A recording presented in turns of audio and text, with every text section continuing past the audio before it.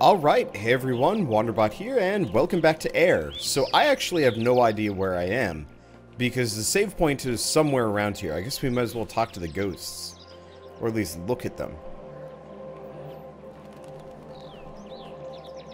Looks like there's a priest. The God King demands changes. By royal decree of God King Koroku, King of kings and God of gods, all must bow to him, the only God. His and his alone are the lands of the east, the land of the gods. Bend the knee and be spared. Resist and see the last of your days. Such is the will of God King Koroku, now and forever, written in the 10th year of the Heron in his great city of On. Fair enough. And we have the person dead amongst the rubble. Multiple people dead amongst the rubble. Running away. Fighting each other. I do wish that they had actually modeled some of the people to not just be like these weird person shapes. So that they'd actually have armor and whatnot. Oh, that's another dead deer. I guess I'll keep the lantern out just in case I go past people. Yeah, they're fighting. I love the ambient storytelling in this game. It's nice. You know, they could have gone with this, like, in-depth thing, but by just kind of leaving it as minimalistic detail, I think it makes it more interesting. It lets my imagination fill the gaps instead. I love the view, too. It's nice. Let's see. Eesh, wow. I'm already just... Oh, geez, that person's going right for them. It would be cool to see, like, another game in this style where you're actually there during the events. Though, obviously, it would have to be completely different. Because they couldn't... I mean, honestly... Flight mechanics are kind of the bane of... not exploration, but they trivialize... By being able to fly, you trivialize a lot. That's why World of Warcraft added flying and then almost seemingly regretted the decision to do so. And why, you know, their recent expansions have always locked you in, so you can't fly anymore. Or at least you can only fly at, like, the very end, because they want you to actually explore it. In a linear fashion. Oh, I don't have my lantern out. Okay, there's just a person hiding up here. Well, I guess we might as well check out this town while we're here. That's why, you know, JRPGs don't give you flight until, like, the very end of everything. I can get down in here. Because otherwise... So that's probably another Koroku statue? Maybe? Probably. You know, RPGs give you the airship at the end so you can go get everything you missed. As opposed to, early on, where it's like, oh, you can fly across the entire world. Well, that's where the, this area is way too high level for you. Anyway.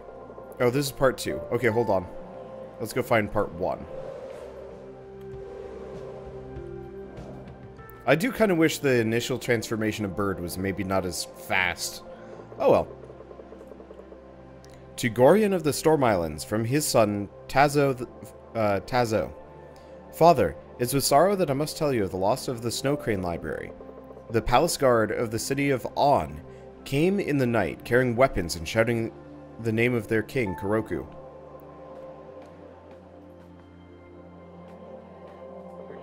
They destroyed and burned houses and scrolls alike, and would have burned us too had we not been able to escape.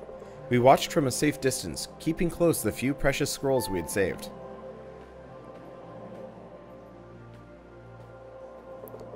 We will journey to the monastery in the northwest to place the scrolls in its safety. I trust that it's too far away for Koroku's wrath, too poor to excite his greed. The spirit crane will lead us until the snow line, and then return home south with my letter to you. I hope he finds you well.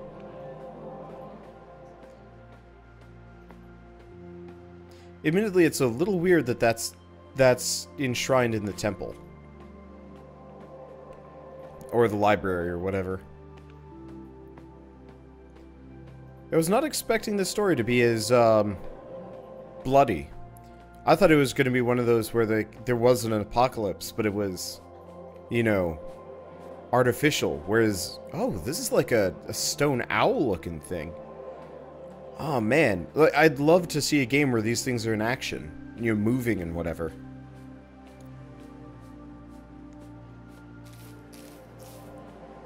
Mayor, open the door. Are you just going to let these soldiers overrun your city? Stop cowering and come out.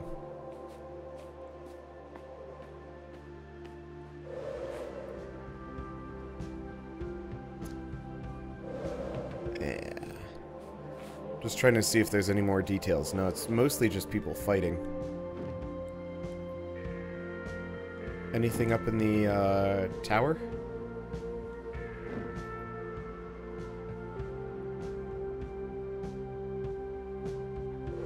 Anything in the mayor's house? Foxes. Wait, this is the mayor's house, yeah? No. Mayor's house is over here. Unfortunately, there's probably no sign of where the mayor is or what happened to him. These are probably just more people fighting. Some dude with a sword threatening... Probably, you know, elderly couple, mother and child, something like that. Actually, I wanna see what this thing is. It's like a sphinxy thing. Ah, they're so cool looking. There's actually like a decent amount of variety between them all. Okay, well, I think I've seen everything that there is to see, because like these guys are just fighting. Everybody's just fighting here. So that's probably the vast majority of the city.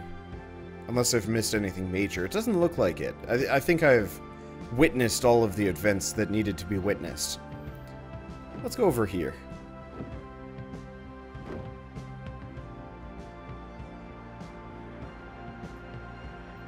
Yeah, the more I play this game, the more I like it. Originally, I thought it was just going to be kind of like a shallow, relaxy flight game. But it's actually something where I kind of care about what happened. And I like the controls and I love the visuals. The clans of the south are a proud people. Even now, before the threat of the so-called God King Koroku, they will not bow. Before the cities of Urza and On were built, many of their shifters chose the deer as their spirit animal, the protector. But slowly, their spirits succumbed to sadness and they blamed the gods for the darkness in the world. The darkness invited into their hearts spread further. If this is true, then so is the opposite. Existence of light, and there is hope.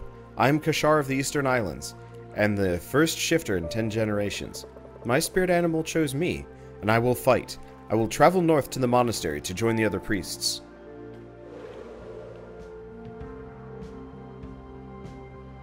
Assume there's nothing on the underside of that.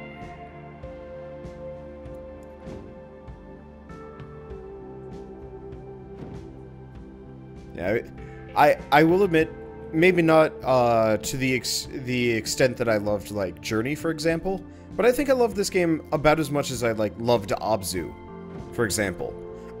Abzu was a gorgeous game, but the storytelling was definitely more on the back. It like took more of a back seat to everything.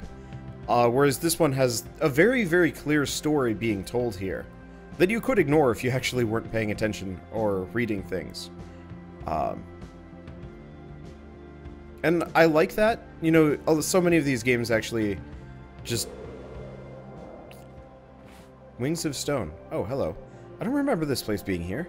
But the land's drifting in the wind. We need to hurry if we want to reach somewhere safe. But, you know, so many of these games kind of, after the apocalypse, keep it really vague. You know, not really telling you what happened. This is spelling it out pretty well, which I like. It would have been maybe more tantalizing if they'd done the Souls-like thing, which is like, odd details here and there. But this is... No, this is pretty honest about what exactly happened. The interesting thing is, this is telling it kind of as the... Why is that person, like, leaping? Are they frolicking or dying or getting thrown away, maybe? Yeah, it looks like this exploded. Okay. There's nothing more we can do. The machine is an accident waiting to happen. We got too greedy.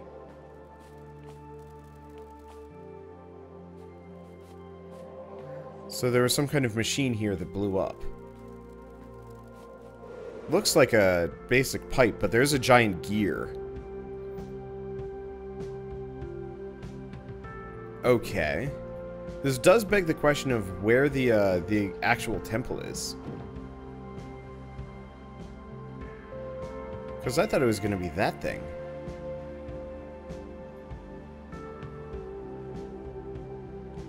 Huh. Because we got a key from the deer. I mean, it could be the island to the north.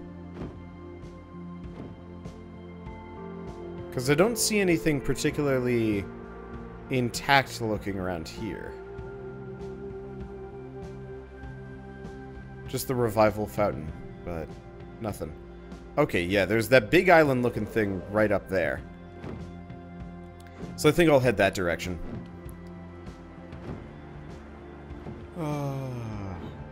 I will say, though, the one thing that gets me about this game is it makes me so sleepy.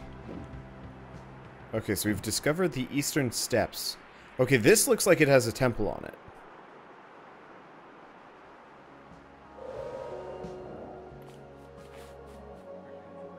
The guard tower has fallen. Help me search for survivors.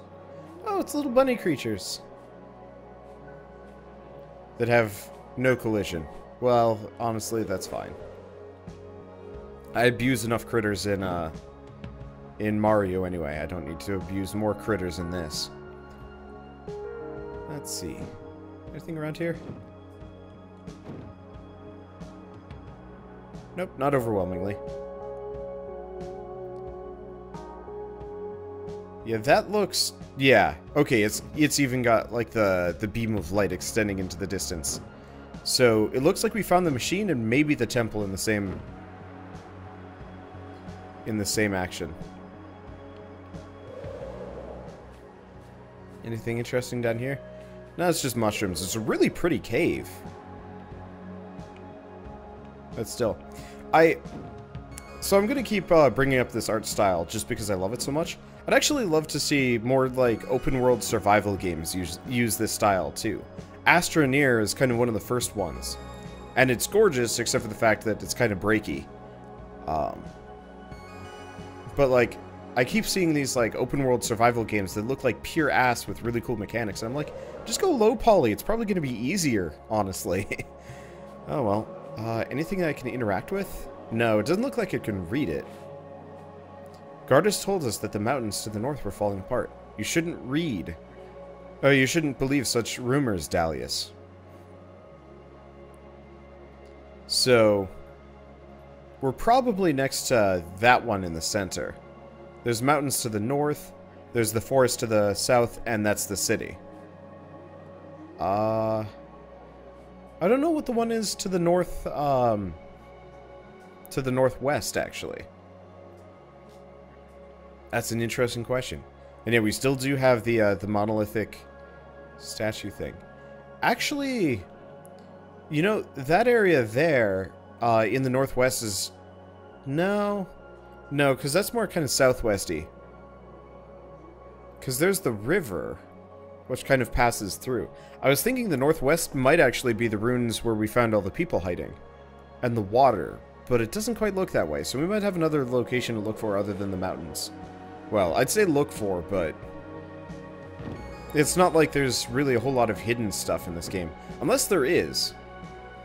I actually really do kind of wish that there were hidden islands that I could find. There might be. I just haven't gone looking too much. Problem is, to get there, I'd probably have to go through like a lot of the clouds, which could be an issue. Because navigating them seems like a giant nightmare. Okay, so I'm just going to do a flyby of this area and take a look at what we got.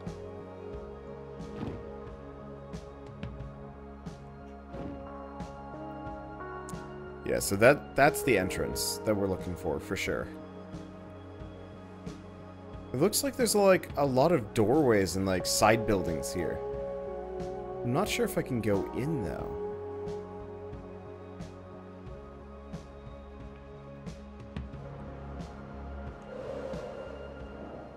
No, can't. Okay, what about... No, there's chains. So these aren't side building. They are side buildings, but they're more for the machinery than anything else. Whatever the machinery is. Okay, well, we've got a little bit more before we advance into the temple.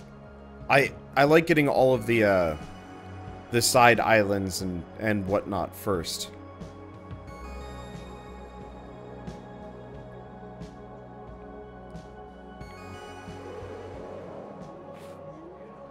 They found us! Quick! Mira, run!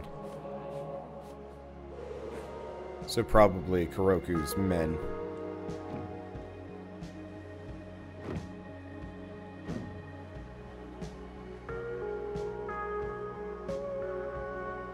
Oh, we've got a lore tablet, which we just broke our neck on. Home of thousands, we built this shrine to stand beacon as home to the birds of these lands, much as birds did for us in the ancient days. They have been our friends since forever. They scouted the lands and settled in places of soil which could sustain us. When we were the tribes in the wilds, we traveled with the birds as they moved. We trusted them to mark the moment of change. They taught us to be nomads and shaped us to what we became.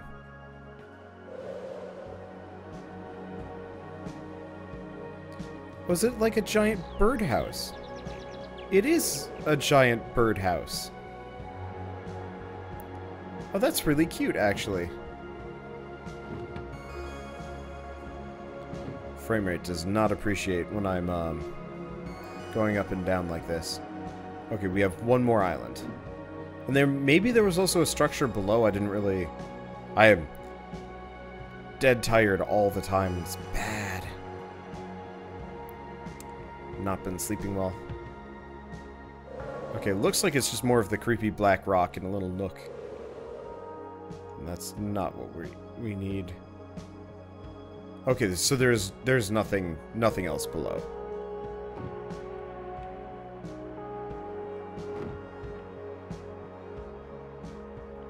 So all we have left is the temple, I believe. We did stop by this one, yeah? Yeah, these are the people that are like, the guard tower fell. But did I go down in here, though? Or the... Oh, so maybe that was just regular rock, not creepy black rock. A lot of foxes. Still kind of curious how all of these creatures are able to survive. To be totally honest, because it's not exactly a whole lot of food on these islands.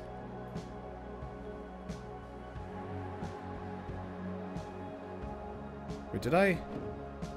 I'm gonna wander around aimlessly for a little while longer. I'm trying to put off the temple. I haven't been here yet.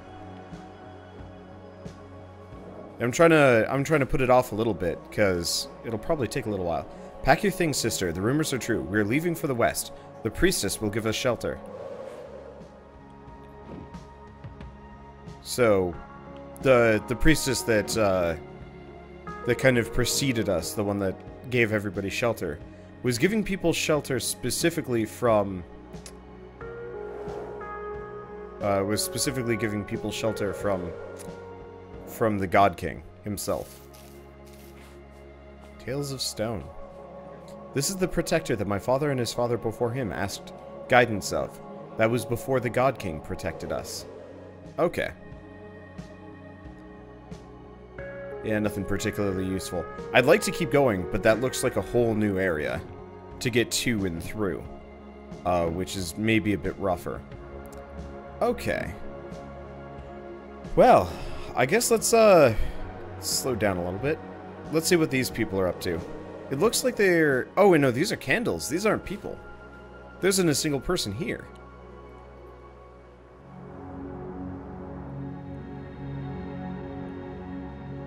It's a temple, but it's got like a lot of machinery.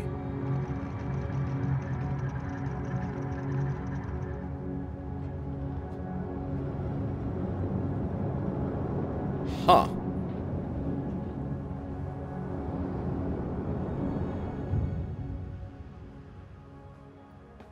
That is quite the temple. Huh. Actually, really nice animation to get this thing up in it. The whole thing looks great. Seems just excessive. Generally, you don't design structures for movement. Especially not to that extent. Sorry I'm injecting reality into this. I'm just like... whenever I play these games, I never really comment on it, but like, they always have these like temples and like ancient ruins or whatever that are like filled with giant machines, and I'm like, so did people just like forget how to make this? I guess this planet had an apocalypse. But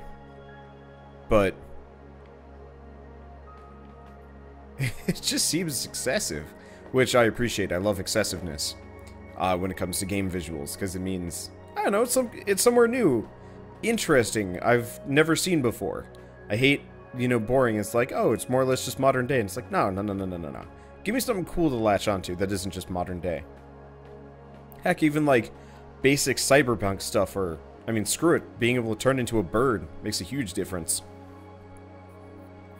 Okay, well, I said this was probably going to be a bit of a short episode, and I think it is going to be, because we got the whole temple to get through, and I think that's going to take a little while, so I'd rather have that be one episode. So I'll see you guys in the next episode of AER Memories of Old, and as always, thanks for watching.